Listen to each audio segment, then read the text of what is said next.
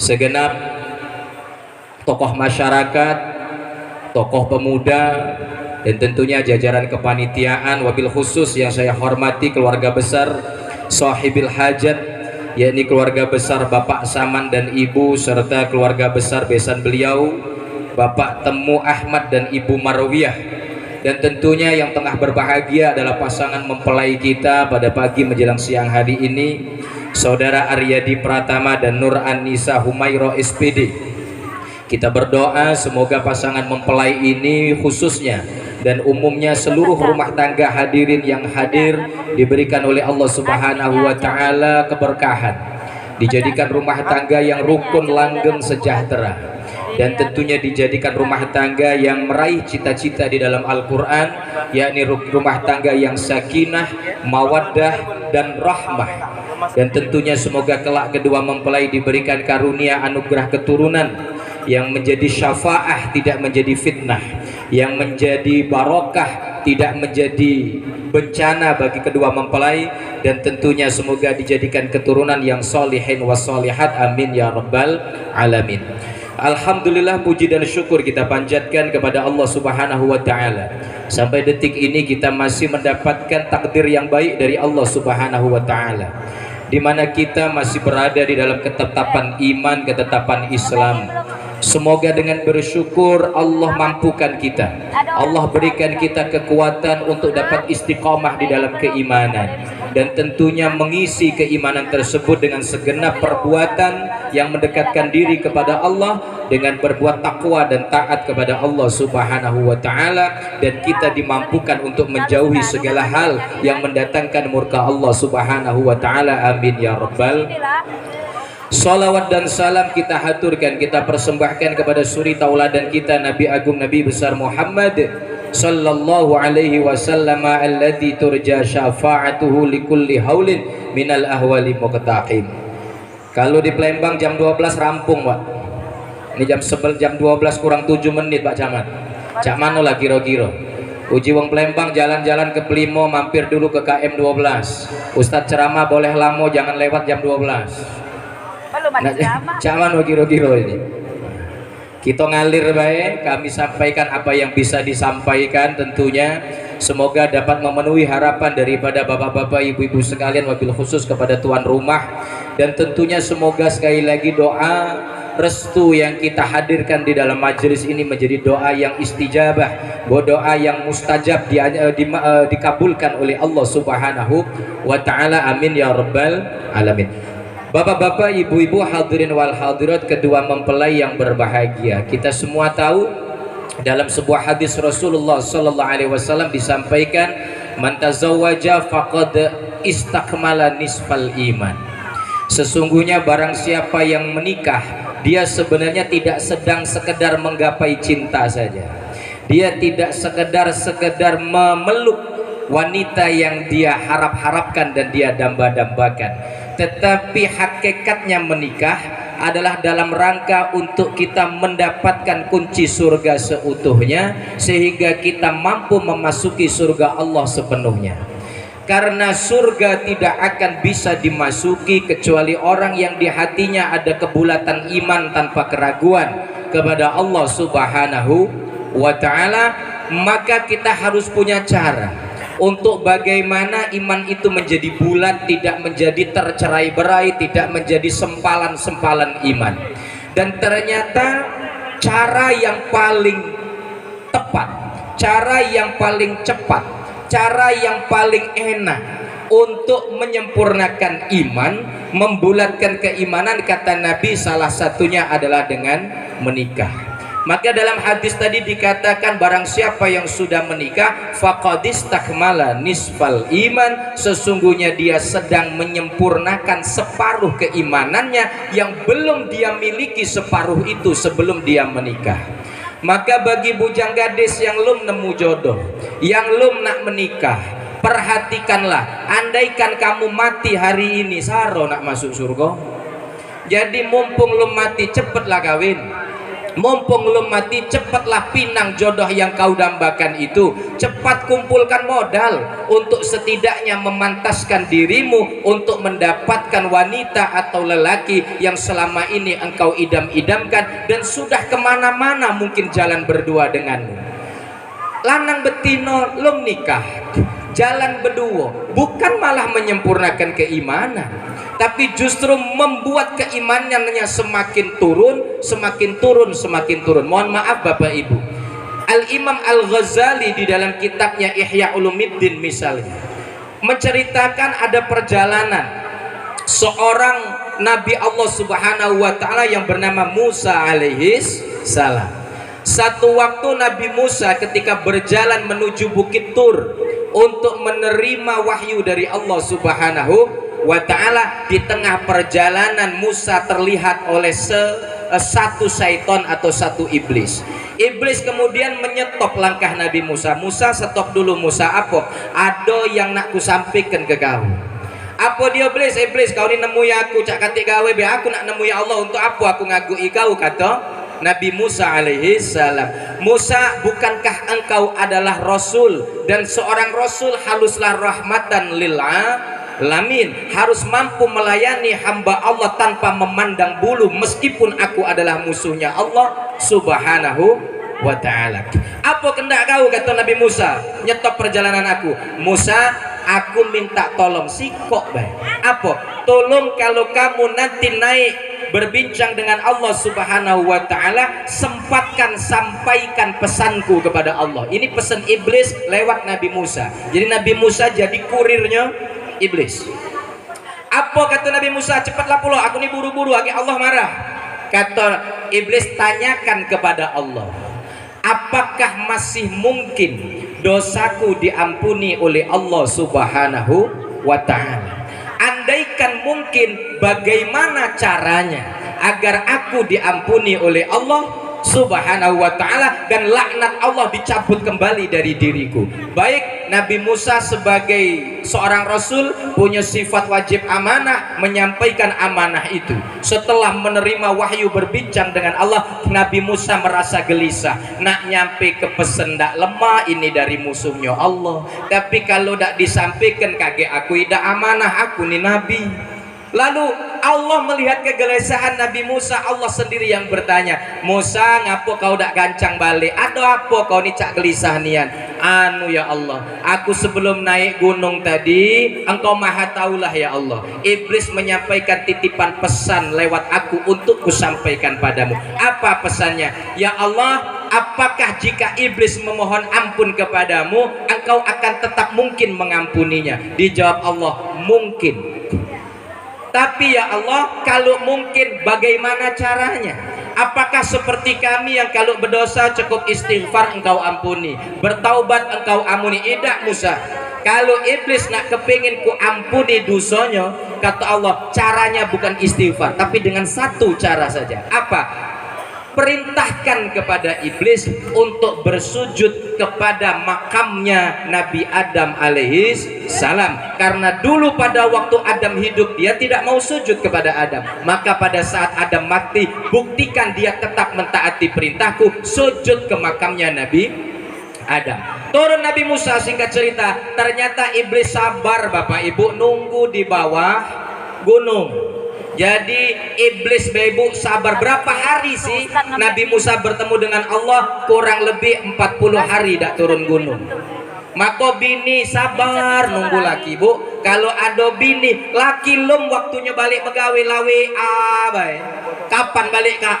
Kaget dulu, belum jamnya balik lah sudah balik OTW uji lakinya, kena macet, bininya repot benilpun. Bini pecah itu lebih parah Pak dari iblis.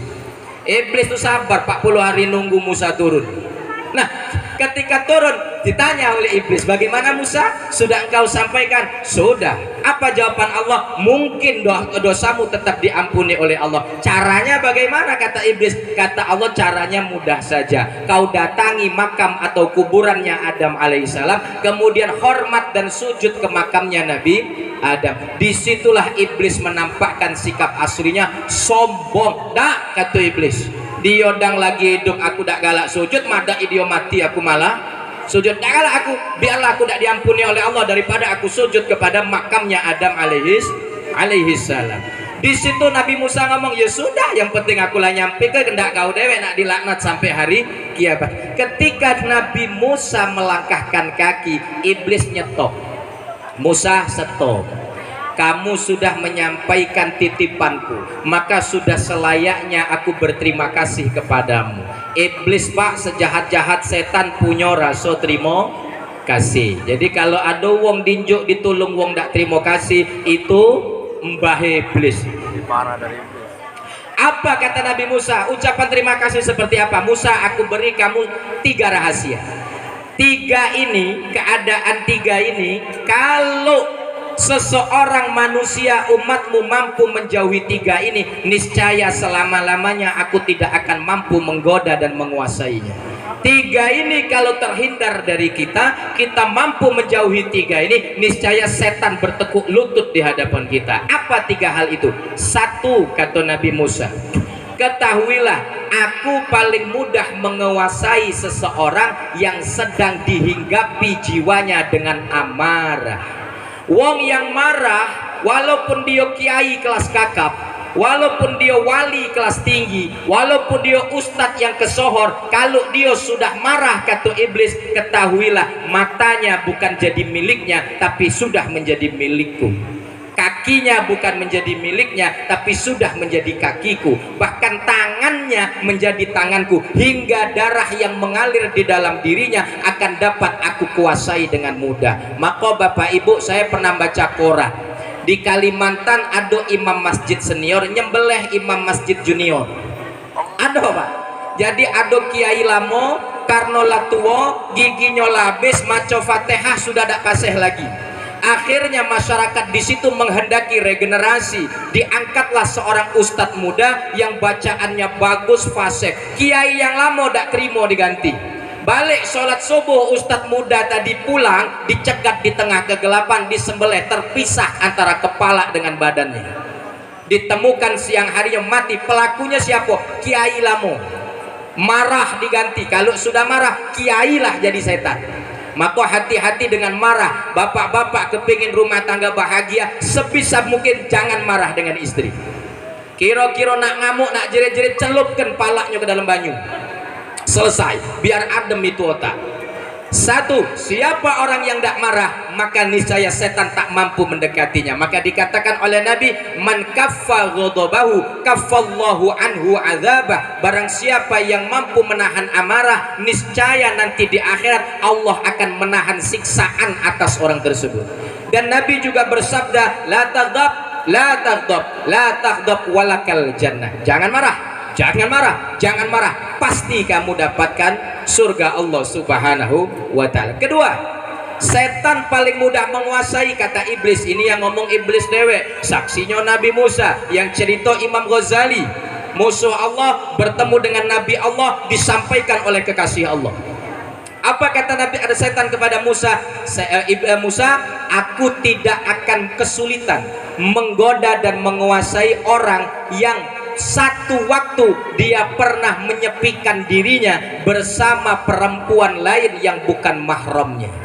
Mungkin di rumah dia ahli sholat, tapi kalau sudah duduk dengan ceweknya, azan maghrib budek kupingnya, azan isya peka kupingnya. Yang terjingok dunianya cuma si dia dan dia saja. Maka ada bahasa lama, kalau ada 2 orang yang sedang menyendiri yang bukan mahram memadu kasih, maka yang ketiga adalah setan. Jangan biarkan anak-anak kita yang belum menikah seenaknya kemudian lenggang kangkung ngalor ngidul ngetan ngulon membawa pasangan yang bukan halal baginya, karena sesungguhnya akan meruntuhkan keimanan di dalam dirinya dan justru membuat setan mampu dengan mudah menguasainya. Yang ketiga, kalau ada seorang yang sedang beribadah, meninggalkan keluarganya, berjuang mencari nafkah halal untuk keluarganya, kemudian aku akan upayakan keluarganya mengganggunya.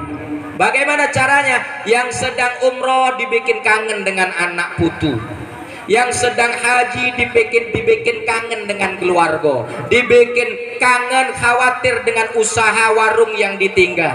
Yang lagi begawe nyari nafkah dibikin bininya ini biasanya Pak. Kalau di rumah dak pulang ngajak ngomong lagi, dak pulang ngagoi lagi. Kalau di rumah sekalinya lagi begawe di kantor WA bae. Apa kata setan? Sesungguhnya yang melakukan itu semua adalah aku, kata iblis. Bininya ku hasut supaya ganggu laki begawe, bininya ku hasut supaya ganggu laki ibadah. Itu gawe setan. Jadi ibu istri yang galak ganggu fokus laki begawe, itu bungkusnya baik uang dalemannya. Nah, bukan aku yang ngomong, kamu nyebut dewe. Jadi maka ayo pagari fitnah akan runtuhnya keimanan dalam diri. Salah satu penyempurna keimanan yang terbaik adalah menikah. Kalau sudah punya keinginan menikah, kriteria seperti apa pasangan yang harus dipilih untuk menjadi pasangan, atau kalau perempuan mencari untuk pemimpinnya di dalam mengayuh hidup rumah tangga. Bagaimana? Dikatakan oleh Sayyidina Hasan ibni Ali bin Abi Thalib, didatangi oleh seorang muridnya Sayyidina Hasan. Muridnya adalah seorang ulama, berkata kepada Sayyidina Hasan, ya imami, wahai guruku, imamku, khatabat ibnati jama'atun, aku punya seorang putri yang cantik jelita, sampai banyak lanang yang ngelamar anak betino aku. Kira-kira famimman uzawijuha, wahai guruku, dari sekian laki-laki yang semuanya baik, berduit, pinter, ganteng, mana yang harus aku pilih untuk kujadikan suami bagi istriku? Apa jawaban Sayyidina Hasan? Zawijha mimman yattaqillah, nikahkanlah anak perempuanmu kepada laki-laki yang paling bertakwa, paling takut kepada Allah Subhanahu wa ta'ala. Mengapa seperti itu pilihannya? Ngapa dak yang paling kaya? Sebab hari ini kan kadang-kadang ada calon mertua itu ngukur wong lanang pecah ngukur jalan tol. Kalau dia bawa motor tak boleh masuk, tapi kalau bawa mobil masuk. Asal berduit laju, asal anak tokeh laju, asal bapaknya pejabat laju. Itu walaupun anaknya tidak setuju, nah pokoknya kau dengan dia, tidak ya dia tuh menang duit baik tapi dia tuh lolo, tidak ya dia tuh menang duit baik tapi dia tuh tak sholat, tidak nah ubi kayu pisang gedak galak bayu tak sudah. Nah tetap maksud itulah. Nah padahal standar utama imam dalam rumah tangga, Mas Aryadi, kalau kepingin menjadi imam yang mampu membawa istrimu ke ridho Allah, ke dalam surga Allah Subhanahu wa ta'ala, standarnya adalah koreksi dirimu. Seberapa besar rasa takut dalam hatimu kepada Allah Subhanahu wa ta'ala. Semakin engkau takut kepada Allah, semakin engkau memiliki potensi besar untuk dapat menyelamatkan biduk rumah tanggamu. Tapi semakin engkau merasa aman saja dari siksa Allah Subhanahu wa ta'ala, maka semakin engkau jauh daripada surga Allah Subhanahu wa ta'ala. Kenapa harus yang bertakwa? Dijawab oleh Sayyidina Hasan, laki-laki yang bertakwa idza ahabbaha akramaha wa idza abghadaha lam yadhlimha. Karena laki-laki yang takut kepada Allah, kalau sedang dia cinta kepada istrinya, sedang ada dari istrinya yang membuat dia senang, maka akramaha, laki-laki itu akan dapat mampu memuliakan istrinya.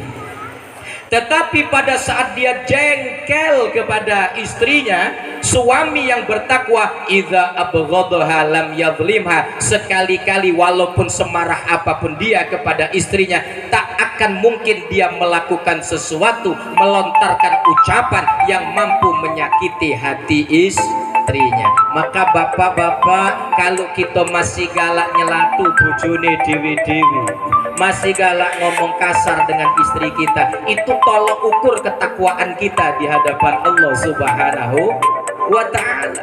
Tapi laki-laki yang hanya tersenyum, hanya diam dan bersabar pada saat istrinya berlaku dengan akhlak yang tidak baik kepadanya, disitulah pula ketinggian takwanya kepada Allah Subhanahu wa ta'ala. Maka jelas kiai-kiai saya berdebatkan, banyak para ulama mengatakan laki-laki itu kalau kepingin hidupnya mulia, dimuliakan oleh Allah dan dimuliakan oleh makhluknya Allah, mulia dunia maupun akhiratnya, maka cara yang salah satu yang bisa ditempuh adalah dengan berupaya memuliakan istri. Jangan jadi lanang yang pelit, jangan jadi lanang yang kasar, jangan jadi lanang yang jelalatan, jangan jadi lanang yang tidak setia. Jadilah suami yang kalau bisa prinsip kita banyak ngalah.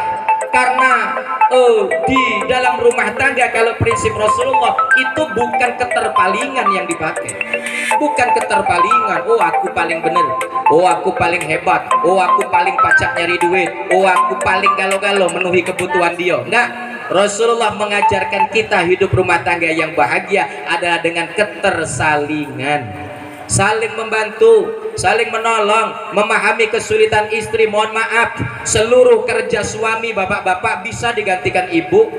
Nyari duit banyak ibu rumah tangga, genteng banyak, ini tanggung yang betino. Mohon maaf, apa masak pacak galau betino, nyuci baju pacak galau. Tapi ada satu tugas istri yang hanya bisa dilakukan istri, tidak oleh suami. Apa? Berana. Bapak merasa paling dari ibu, padahal gawe ibu, gawe bapak bisa digawekan ibu, tapi gawe ibu belum tentu bisa digawekan bapak. Punya bapak pantas dipakai ibu, tapi punya ibu belum tentu pantas dipakai bapak. Celana bapak pakai ibu pantas, Pak. Kaos bapak dipakai ibu pantas. Coba bapak keluar pakai BH, pantas tidak? Nama bapak dipakai ibu pantas. Bapaknya jenenge Sariman, ibu Bu Sariman, pantas. Bapaknya bapak lurah, ibunya melok langsung Bu Lurah. Coba ibunya namanya Sumiati, apa bapak pantas dipanggil Pak Sumiati? Nggak pantas. Ini menunjukkan sesungguhnya laki-laki ini memang ar-rijalu qawwamuna 'alan nisa, kata Allah. Suami itu qawwam. Apa itu qawwam? Bertanggung jawab lahir batin tentang masa depan keluarga. Qawwam tidak bermakna penguasa, tidak. Silakan buka kamus, tidak ada kamus yang memang mainstream yang memaknai qawwam sebagai penguasa, tidak. Qawwam itu penanggung jawab. Jadi bagus idaknya bini tergantung laki, solihah atau tidaknya istri tergantung suami. Nah, karena suami itu qawwam, mohon maaf ibu-ibu, ketika suami sudah melaksanakan tanggung jawabnya, kok istri tidak mampu menghargai tanggung jawab itu, maka penanggung jawab berhak di dalam agama untuk melepaskan tanggung jawab. Oleh karenanya istri yang tidak menghargai suami, berhak suaminya tidak nafkahi dia lagi, berhak tukar tambah, cari baru, selesai. Maka ibu-ibu mohon maaf, kalau jadi istri hargai suami, jangan cak paling cantik dewek, cak laki kamu ini tidak laku lagi. Oh, kalau saya menggambarkan istri itu cuma seperti pisang goreng, suami itu emas 24 karat. Emas 24 karat dijual kapan be laku, tambah lapo harganya nambah naik. Umur 30 nak kawin laku, umur 40 laku, umur 60 laku. Emas 24 karat. Di Palembang tuh ada wong kayo yang baru ketangkep kemarin, Haji Alim. Istrinya yang keempat itu, Bu, beliau menikah pada umur 74 tahun, dapat bini perawat pribadinya dewe umur 21 tahun, laku. Coba ibu-ibu umur 60 tahun mayok-mayok payu orang, gila nih, gila nih. Pisang goreng lagi anget bae, banyak yang berebut. Aman lah sore lah dingin, dipegang-pegang beda kate enak meli. Itu perempuan jangan sombong jadi wanita, hargai suamimu, muliakan mereka mumpung masih ada hayat di kandung badan, dan mereka sekali lagi adalah kunci surga daripada para istri, karena sejak qabiltu nikahaha, aku terima nikah dan kawinnya dengan mas kawin yang tersebut, yang tadinya al jannat tahta aqdamil ummahat, surga berada di bawah telapak kaki ibu, berpindah bagi seorang istri tahta aqdamil azwaj, berada di bawah telapak kaki suami. Jadi Pak, di kaki kamu ada surga, tapi jangan sekendak-kendak marah nendang bini. Ngapa kak nendang-nendang aku? Jangan salah, ini tendangan dari surga. Tidak cak itu juga, itu majas saja, kinayah saja, sindiran saja. Maksudnya kaki itu ada di bawah. Istri kalau kepingin dapat surga, memandanglah ke kaki, maksudnya merendahlah di hadapan suami. Jangan mata lebih melotot dari laki, suara lebih besar daripada suami, kan itu gaya lebih gagah daripada suami. Hari ini kan begitu saya melihat, ya Allah, istri koleksi jilbab selemari, koleksi baju selemari, sendalnya tumpuk-tumpuk pacak selusin. Lakinya, ya Allah ya Robbi, peci dari tahun sebelum Covid sampai ini hari dak ganti. Itulah sampai baunya cuma dia itulah yang tahan menyiumnya. Kalau kawan nyiumnya pingsan itulah. Jadi Bapak Ibu yang dirahmati oleh Allah Subhanahu wa taala, kedua mempelai ini karena saya sampaikan untuk umum saja. Untuk umum saja. Rumah tangga itu tidak untuk saling menang, tapi bagaimana kita satu sama lain bisa menghargai. Tidak hanya dalam rumah tangga, sesungguhnya di dalam kehidupan bermasyarakat biasa, orang yang tidak bisa menghargai orang lain tidak patut untuk dihargai. Istri yang tidak menghargai suami tidak patut untuk disayangi. Begitupun sebaliknya, suami yang tidak mampu menghargai istri tidak patut untuk diberikan kemuliaan dari Allah Subhanahu wa ta'ala. Pak, saya punya kiai almarhum almarhumah Kiai Haji Ahmad Nasrullah Abdurrahim Tabak Beras Jombang. Saya melihat kebiasaan yang jadi teladan di hadapan para santrinya. Beliau ketika ibu nyai, istri beliau, setiap ba'da zuhur akan mengajar di madrasah. Ini Romo Yai yang habis mengimami sholat zuhur masuk ke rumah. Kalau orang Jawa, santri Jawa nyebutnya dalam, masuk ke rumah. Itu ketika Bu Nyai keluar rumah, ini Romo Yai akan jalan di depannya. Tuk tuk tuk, kemana Romo Yai berjalan? Menuju rak sendal. Rak sendal. Apa gawe Romo Yai kiai saya? Mengambilkan sendal Bu Nyai, ditaruhkan menghadap ke arah depan sehingga Bu Nyai tinggal make baik. Itu ulama kita. Nah, hari ini mohon maaf, laki Pak, laki Manado kendak baik, malam-malam cak baik nih ya. Amanlah selesai kendaknya, masa bodoh dengan istri. Kadang istri nanyo apa mato masih ke HP itulah. Benar. Ya Allah ya Rabbi. Maka yang seperti itu jangan berharap akan menjadi mulia di hadapan Allah Subhanahu wa ta'ala. Ada seorang profesor pensiunan, profesor universitas, berangkat nganter istrinya, tuk.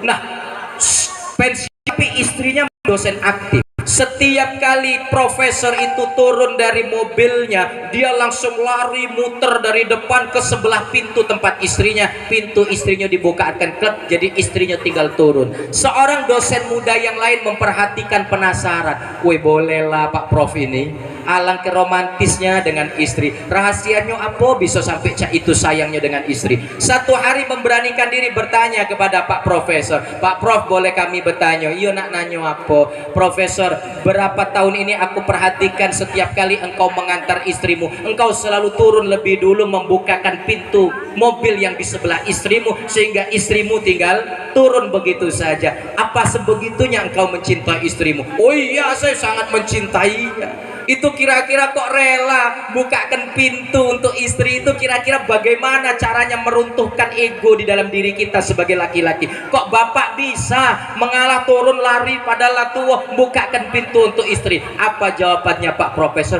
Oh iya, memang bener lah, 2 tahun ini pintu itu tidak pacak dibuka dari dalam, jadi aku harus bukanya dari luar. Ukiroi romantis, rupanya mobil rusak. Koplak. Bapak Ibu yang dirahmati oleh Allah Subhanahu wa ta'ala, pada intinya boleh dilihat Para nabi diuji dengan istri, para aulia kekasih Allah diuji dengan istri, tapi sekali-kali tidak ada satu riwayat pun seorang nabi menzalimi istri, seorang wali menyakiti istri. Bahkan Nabi Nuh alaihissalam yang dikhianati oleh istrinya sendiri, Nabi Lut alaihissalam dikhianati oleh istrinya sendiri. Sama sekali tidak pernah ada cerita Nabi Nuh kemudian menghukum menyiksa istri. Tidak ada. Bersabar, ridho jikalau memang istrinya tidak diberikan hidayah oleh Allah subhanahu wa ta'ala. Oleh karenanya biduk rumah tangga adalah kendaraan untuk kita mencapai akselerasi keimanan yang cepat sehingga sempurna di hadapan Allah subhanahu wa ta'ala. Kedua, mempelai telateni rukun damai. Rumah tangga yang baik itu rumah tangga yang tidak serius-serius gino. Kata Nabi, halla bikran tulaibuka wa tulaibuha wa tudahikuha wa tudahikuka. Kalian berumah tangga, kata Nabi, tulaibuka tulaibuha wa tulaibuka. Kalau pacak banyak bercandonyo, wa tudahikuha wa tudahikuka, banyak ketawonyo. Jangan serius-serius nian. Rumah tangga tuh kalau ya Allah isinya fresh, banyak bercanda, perkara kok sudah terlalu serius, balikkan kepada Allah. Ya Allah, masalah nila besar ya Allah, sudah ya Allah, pecahnya aku tak sanggup ya Allah, balikkan lagi kepada Engkau ya Allah. Aku nak hidup normal-normal baik. Paling-paling ujungnya mati itulah. Kan selesai. Siapa bapak yang tidak mati, Pak? Bapak takut mati ya tetap mati, tidak takut mati juga tetap mati. Dan sekali lagi, yakini setiap masalah dalam kehidupan itu makhluk, dan yang namanya makhluk tidak akan abadi. Berarti tidak mungkin ada masalah di dunia ini yang tidak ada ujungnya, pasti ada ujungnya. Tapi kenapa kadang kita merasa masalah kita tidak berujung-ujung? Karena kita lupa melibatkan Allah subhanahu wa ta'ala. Bapak-bapak di sini mungkin ada pengalaman, Pak, termasuk ini kami dewe. Kadang-kadang kalau sudah bini bersalah, mohon maaf Pak, perempuan itu kan manusia ras terkuat di muka bumi, Pak. Ya, kalaupun mereka salah, nggak mau salah mereka. Suami walaupun benar tetap salah itulah. Nah, perempuan tuh kalau salah, diomongi salah, tak galak salah. Jadi kalau misalnya cak itu kadang-kadang kita nasihati malah jadi ribut. Kalau sudah ribut bini tidak berubah, kamu nasihati terus, tambah rame urusan, tambah ribet urusan. Lalu bagaimana seharusnya? Mayyatawakkal 'alallah fahuwa hasbuh. Bapak menasehati sudah, bapak mendoakan sudah, kok tidak berubah, serahkan kepada Allah. Saya juga begitu kadang dengan bini, adalah namanya rumah tangga, silang pendapat, pertengkaran kecil-kecilan, ya sudah kita tuturi, kita nasihati malah jadi urusan. Maka saya akan kembalikan kepada Allah. Aneh, sehari dinasihati tidak berubah, 2 hari dinasehati tidak luluh, giliran hari ketiga kita tawakal kepada Allah, ya hidup cak biasa normal, waktunya tidur, waktunya sholat. Bini ini neket-neket dewek, tuk, mas sepurane mas, aku sing salah. Ketika kita tawakal, justru Allah selesaikan masalah kita. Tapi kenapa kita sering tidak punya ujung masalah kita? Kita tidak pernah, kita lupa melibatkan Allah subhanahu wa ta'ala. Ayo Mas Aryadi, kita semua yang hadir, masalah apapun libatkan Allah. Karena kita tahu pemilik istri kita Allah. Nikah itu bukan untuk memiliki, kata ulama, an nikah itu al-ibahah, laisa bitamlik. Nikah itu adalah memperbolehkan sesuatu yang tadinya haram menjadi halal. Tadinya nyenggol betino itu berdosa, mak ini jadi berpahala. Tadinya nyium itu berdosa, mak ini jadi ngerontokan uso. Ibahah saja, tapi tidak bermakna tamlik, memiliki, sehingga Anda bisa sesukanya kepada istri, istri bisa sesukanya kepada suami. Maka ini perlu difahami masing-masing. Kita memiliki hak sesama manusia, menghargai sesama hamba Allah dan makhluknya Allah subhanahu wa ta'ala. Jam berapa? Nah, 1:30 kurang dikit. Bapak Ibu hadirin wal hadirat, sudah lanjut? Sudah lanjut? Nasinya? Lah. Sudah keluar dikasih. Pecahnya lah dari tadi mau konsumsi itu nunggu ya, Pak. Uji wong Palembang kan habis makan ketan, makan getuk, lambat makan banyak yang merutuk. Bapak Ibu hadirin wal hadirat yang dimuliakan oleh Allah Subhanahu wa taala, maka menikah itu adalah latihan ibu-ibu, bapak-bapak, kita latihan untuk berkali-kali memaafkan. Mohon maaf, stok yang tidak boleh habis di dalam rumah tangga, stok beras habis tidak masalah Pak, stok minyak goreng habis tidak masalah, masih bisa kita minjem, kita utang, kita minjem dulu dengan dulur. Masih stok yang tidak boleh habis dan tidak bisa minjem kemana-mana, stok apa? Maaf. Suami harus punya maaf yang tanpa batas, istri harus punya kemakluman yang tanpa batas. Kalau sudah Anda memaafkan, tinggal didoakan Allah yang insya Allah akan meluluhkan hati satu sama lain. Biarlah Pak, Bapak cukup berdoa, ya Allah, aku punya istri tak nurut, ya Allah, aku serahkan kepadamu, ya Allah, yang terbaik terserah engkau, ya Allah, aku berharap istriku menjadi istri yang solihah, ya Allah, jika tidak bisa, ya Allah, engkau yang maha tahu, ya Allah. Serahkan kepada Allah. Allah itu Pak, kalau ngasih solusi barang tak baik, yang kita minta supaya jadi baik, solusi Allah rata-rata cuma dua. Satu, yang buruk yang baik didandani jadi baik. Istri yang gak nurut tiba-tiba berubah pelan-pelan jadi nurut. Istri yang galaknya gak suka marah-marah tiba-tiba dijadi agak kalem, dikasih hidayah oleh Allah. Kalau memang di mata Allah, dibagi Allah, ini istri memang takdirnya gak berubah, memang dia ini bakal istri yang nakal terus, gak baca berubah, paling solusinya dari Allah sih kok apa, diganti baru Pak, itu saja. Nah, tapi terkadang buruknya untuk suami itu kalau tidak diuji dengan istri yang galak, dengan istri yang kadang-kadang nakal, itu suami derajatnya di hadapan Allah susah naik. Kepengen naik derajat suami di hadapan Allah, ujian yang paling utama antara lain istri yang galak. Makanya orang Jawa dulu selalu bilang, sampean duwe bojo galak syukuro, awakmu bakal keramat. Tapi duwe bojo kok manut, yo syukuro, awakmu bakal keramut. Bapak-bapak pilih keramat apa keramut? Keramat. Kata orang, sebagian guru saya, suami kok sabar menghadapi istri yang galak, insya Allah jadi wali. Tapi suami punya istri kok penurut jadi rajo. Bapak pengen jadi rajo apa wali? Kan mah itu baik. Jadi, nah, sehingga ada sebuah cerita dulu, ada seorang wali wongnya jelek, kurus, punya bini besar tinggi galak pula. Satu waktu temannya datang itu kepada rumah dia. Assalamualaikum. Tak kata yang jawab. Assalamualaikum. Tak kata yang jawab. Assalamualaikum. Kata yang jawab. Ternyata yang bukakan seorang istri yang besar tinggi, mukanya merengut. Siapa kau? Aku kawannya Pak ini. Ada dak? Uangnya tak katik lagi ke hutang nyari kayu.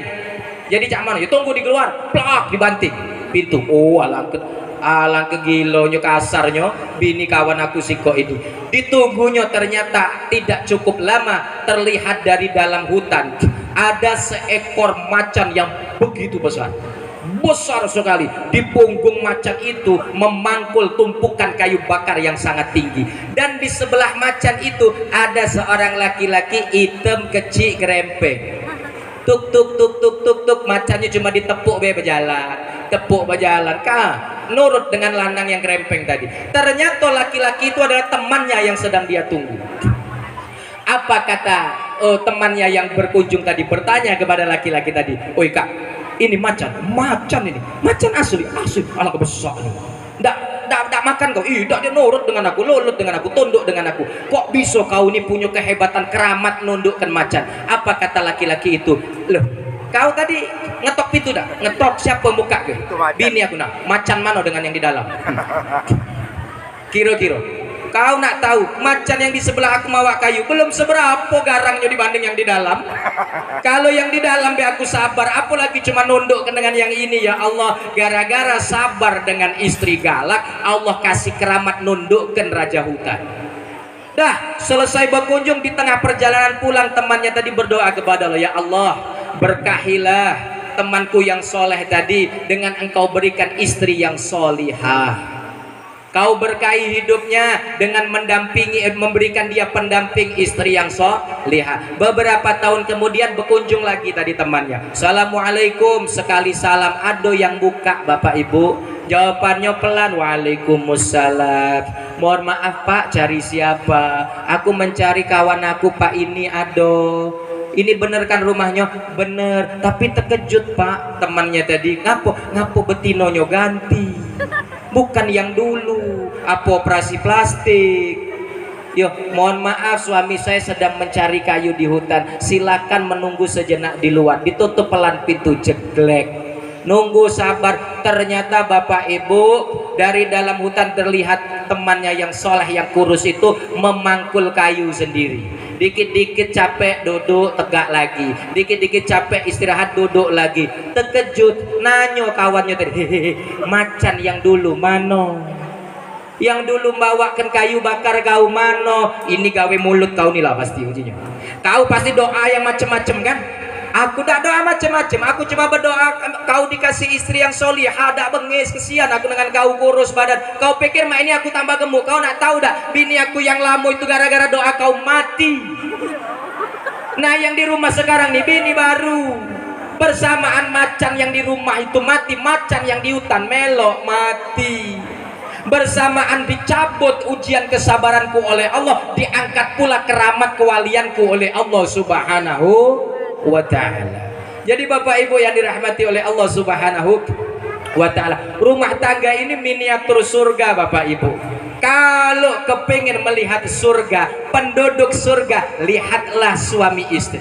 Kalau suaminya senantiasa sabar bersyukur atas istrinya, melihat istri yang senantiasa taat memuliakan hormat kepada suaminya, itulah calon penghuni surga Allah Subhanahu wa ta'ala. Jangan sampai ibu-ibu, populasi dunia sekarang perempuan banding laki-laki sudah 1:5.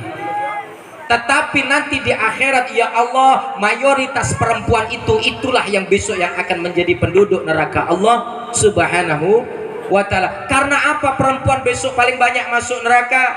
Kata Nabi, ittala'tu finnar idzan aktsaru ahliha an-nisa. Besok aku pernah ketika Isra Mi'raj, kata Nabi, ditampakkan tentang isi neraka dan gambarannya ke depan. Ternyata kata Nabi, aktsaru ahliha an-nisa. Paling banyak mayoritas penduduk neraka nanti adalah perempuan, kaum ibu bukan kaum bapak. Seorang sahabat perempuan bertanya, lima dzalika ya Rasulullah, kok bisa pecah itu Nabi? Ngapo kalangan kami betino ini paling banyak besok di neraka?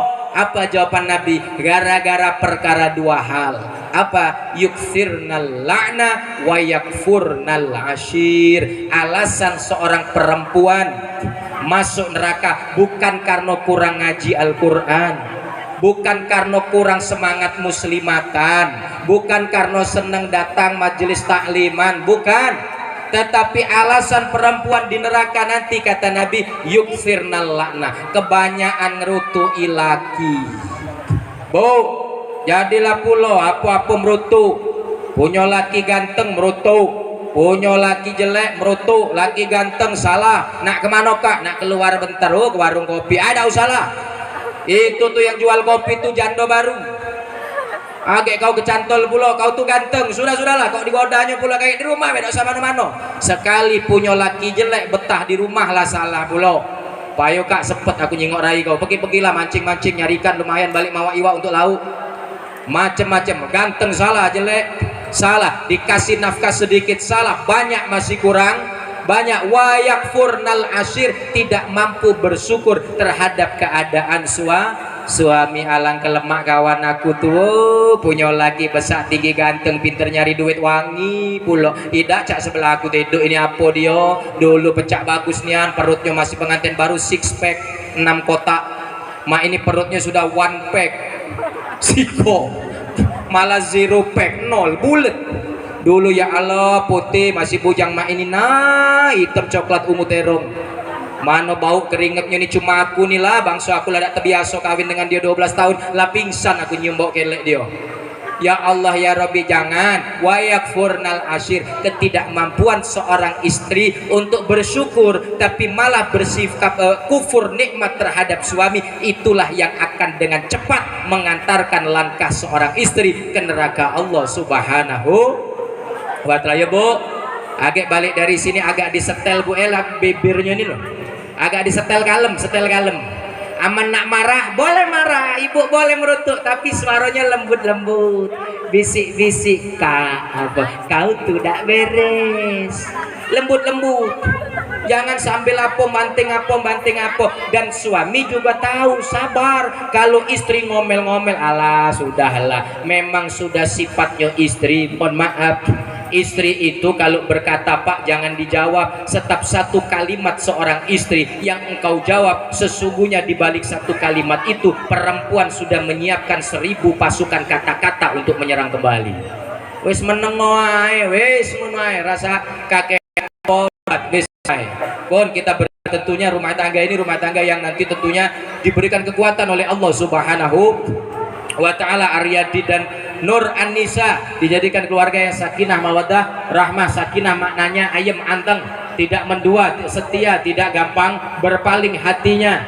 Bagaimana kuncinya sakinah? Sakinah kuncinya di mato, sakinah kuncinya di mato. Bapak-bapak, kalau Mas Aryadi kalau nikah pengantin baru boleh ngomong, tiada yang lain selain dirimu Dek Nur, hanya kau yang cantik di mataku. Itu sekarang kakek malah 2 tahun 3 tahun berlaku peribahasa, halaman rumah tetangga tampak lebih hijau dari rumput rumah sendiri, istri tetangga tampak lebih semok dari istri sendiri. Hati-hati, rasanya kepingin jadi laki wong, rasanya kepingin memiliki istri orang, itu ujiannya rumah tangga. Maka akan selamat bagi siapapun laki-laki yang mampu menjaga pandangannya. Mawaddah, kunci mawaddah adalah kemampuan seorang suami bertanggung jawab lahir maupun batin terhadap kebutuhan istri. Tapi istri hati-hati, jangan banyak nuntut. Mohon maaf, kalau nggak ngaji fikih betulan, kewajiban suami memberikan nafkah kepada istri: 1 makanan, 2 pakaian, 3 rasa aman dan tempat tinggal. Pakaian, kalau dalam fikih bagi suami yang kemampuannya pas-pasan, kewajibannya cukup menyiapkan pakaian untuk musim panas dan musim dingin. Itu baik. Jadi belikan selimut itu wajib pak, belikan jaket itu wajib untuk suami. Tapi mohon maaf, kalau suami nekere, bojone kere, nukokno gamis setelan gak wajib. Yang penting baju musim dingin, baju musim panas bagi suami yang pas-pasan. Makanan pokoknya makanan yang mampu memenuhi kebutuhan hidup istri, yang dalam ilmu fikih minimal sehari adalah 2 mud. Makan pagi, makan sore, atau makan siang, makan sore, yang hidupnya pas-pasan. Jangan banyak nuntut. Tetapi sebaliknya, suami juga banyak nuntut. Jangan banyak nuntut, karena kewajiban istri yang selama ini kita lihat sesungguhnya tidak wajib. Masak tidak wajib, nyuci baju tidak wajib, nyapu rumah tidak wajib. Silakan ngaji. Loh iya, jadi kalau istri masak, sesungguhnya istri sedang suami. Kewajiban suami itu memberi nafkah, makan siap makan, bukan yang masih mentah. Kalau istri masak, istri sedang membantu. Kalau istri banyak mengalah mengerjakan tugas yang sebenarnya tugas suami, maka suami harus banyak mengalah untuk bersabar memaafkan kesalahan istri. Wes iku ae terakhir Mas Aryadi, Nur An-Nisa dan seluruh yang hadir, likulli bahrin putra, setiap air laut memiliki kandungannya masing-masing, setiap rumah tangga memiliki perjalanannya masing-masing. Jangan pernah bandingkan keluargamu dengan keluarga orang lain. Bagi orang tua ini yang bahaya. Hari ini saya banyak membaca cerita, membaca berita baik di medsos atau di tempat media massa, bahwa hari ini banyak suami istri bercerai bukan karena pertikaian keduanya, tapi karena ketidakcocokannya dengan mertua. Kenapa tidak cocok dengan mertua? Sebab mertua suka membandingkan antara menantu satu dengan menantu yang lain. Orang tua mertua sekarang lebih seneng dengan menantu yang pintar nyari duit, walaupun tidak pintar ngaji Quran, tapi ada punya menantu ustad tak pulau pacak nyari duit, tak senang dia. Sebab nyingok anaknya, ya Allah anakku tuh makannya cak itu baik, makannya anaknya tak bergizi, mak mano wong namanya bapaknya cuma ustad kecil-kecilan. Orang tua tak seneng, lebih senang dengan menantu yang setiap bulan ngirim duit 10 juta. Naudzubillah, ini akan menjadi pangkal. Pahamilah perbedaan keniscayaan. Perbedaan itu pasti, maka ayo berlapang dada. Andaikan anak-anak kita menjalani nasibnya yang berbeda-beda, tidak sama antara satu dengan yang lain, itulah yang dikehendaki Allah, dan kita meyakini semua yang menjadi kehendak Allah adalah yang terbaik bagi kita semua. Semoga kita semua menjadi orang yang senantiasa ridho terhadap apapun kehendak, takdir, qada dan qadar dari Allah Subhanahu wa ta'ala, baik yang manis maupun yang pahit, yang baik maupun yang buruk, yang kira-kira terang maupun yang gelap, semua kehendak Allah ridho di dalam hati kita. Semoga dengan itu kita juga akan mendapatkan ridho dari Allah Subhanahu wa ta'ala. Demikian Bapak Ibu yang bisa saya sampaikan, tidak usah. Jika dari kami lebih kurang, saya mohon maaf, pada Allah saya mohon ampunannya. Hadanallahu wa iyyakum ajma'in, wallahul muwaffiq ila aqwamit thariq. Wassalamualaikum warahmatullahi wabarakatuh.